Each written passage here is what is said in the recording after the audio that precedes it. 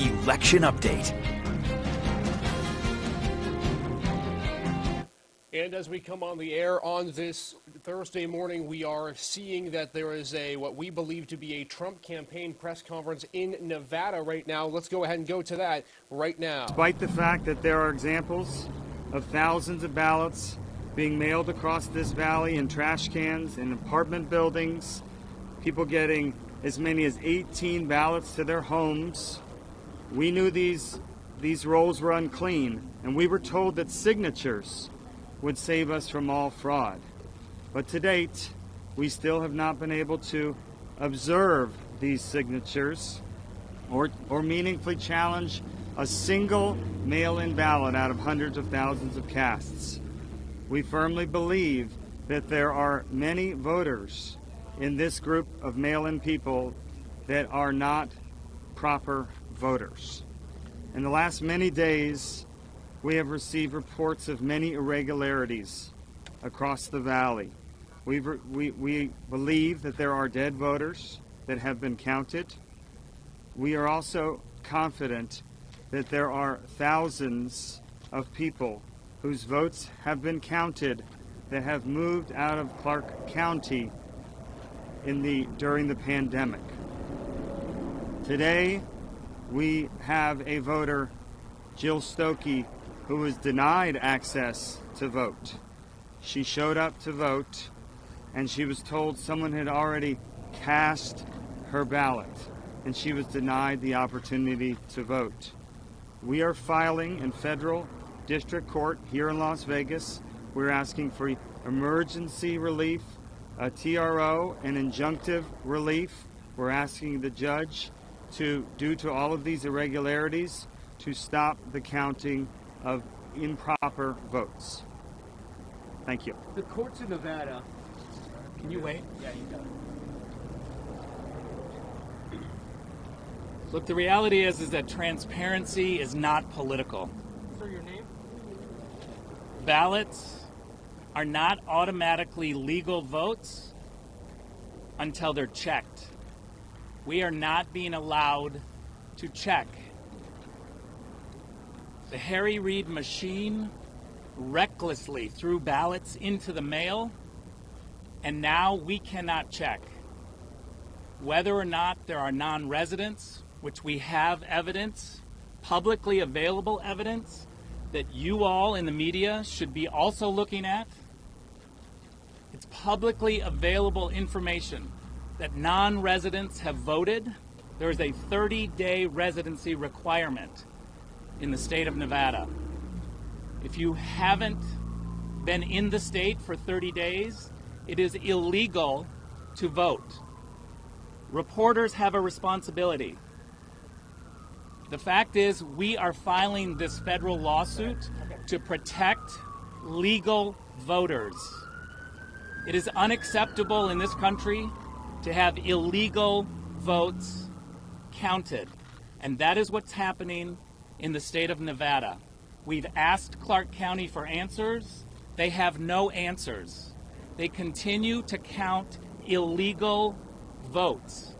That is unacceptable, and it's giving legal people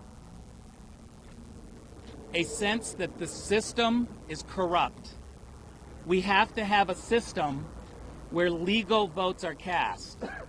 What the Harry Reid machine has done is throw out recklessly ballots, and now they don't want us to check those ballots, and we are seeing discrepancies all over.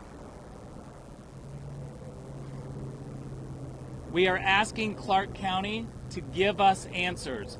All of your questions about the details are legitimate questions, and they should be asked of Clark County, because the Clark County officials are silent. They are not giving us any answers, and they continue to count these illegal votes. Ballots versus legal votes. That's what we're talking about. It is unacceptable in this country. The presidency is literally in the breach. Listen, you're here to take in information. Okay? We'll do your job. It's pretty easy. The president. Thank you all for turning out. Thank you all for turning out. The presidency literally hangs in the balance, and what the fundamental principle is here is that we want to be able to make sure that the counting that occurs and that the results that happen can be respected by every American voter across this land and truly across the world. If you're not allowed in to see the process, both sides and all of you in the media, so that there is transparency, so that there's meaningful observing of these ballots, that calls into question what those results will be. The idea in this country, the idea in America, that we would somehow reduce or limit the ability to have basic insurance that a ballot is a legal ballot, that a ballot is an acceptable ballot, that the person who voted, that we took minimal steps to make sure that there was a signature match, for instance. Those types of guarantees need to be in the process. And so we have to understand that what's going on in Nevada impacts what's going on all across this country, which is the American people want to have confidence in the results that are coming out of Nevada. That will occur when we can make a case why every ballot is an acceptable, compliant ballot. Let me do you want to introduce these two, or we can have them introduce themselves? These are individuals who have stories of discrepancy. If you want to state your name and briefly what happened, Okay. and we won't take any questions, but you can step up and go right there. Hi, my name is Jill Stokey. I went to vote and was told I already voted. I pursued the matter, and in years past, I always voted in person. This time, they mailed out the ballot, and somebody took my ballot. They also took the ballot of my roommate. I was told by the interviewer from Channel 8, when I said, did other people do this? He said, yes. He said, you're the first dummy. Thank you. Ms. Stokey, will you spell your name for us, please? S is in Sam, T is in Tom, O-K-K-E. Good morning. I'm Chris Perdomo. I'm going to give my account what happened. I was here, actually been here for quite a bit, and was here with members of the Trump campaign and came in a media capacity to obtain content information on election night, and unfortunately was stereotyped in that regard, and you can take for that what you may, and was not able to obtain any type of access by any means, and got a little bit, I guess you can say assertive or aggressive is the word, so to speak, and the question was asked at 1:30 in the morning, why are you here? And our response was, well, it's election night. That's why we're here, and you guys are obviously counting ballots.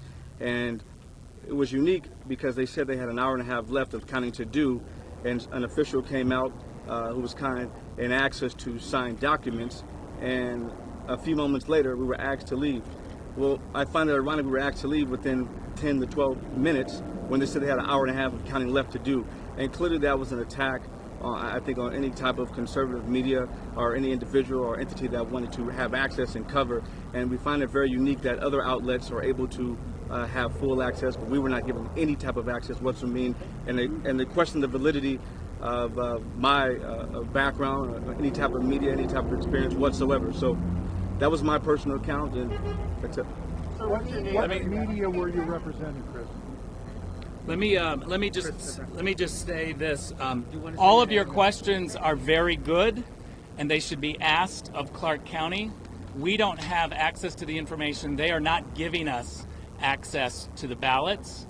The publicly available information raises a lot of questions, and yet we are not getting answers just like you. We're not going to take any more questions today, and I will say that we will have more to say at the end of the day after we file. So all you have to do is ask your questions of Clark County, and we will make sure that we continue the pressure on them too. Thank you very much.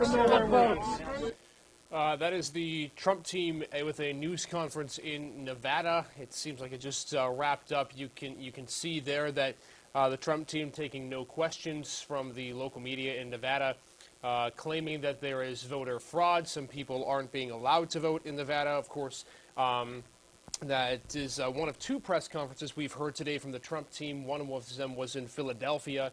They're saying the same thing. They believe there is an instance of voter fraud and concern there as well.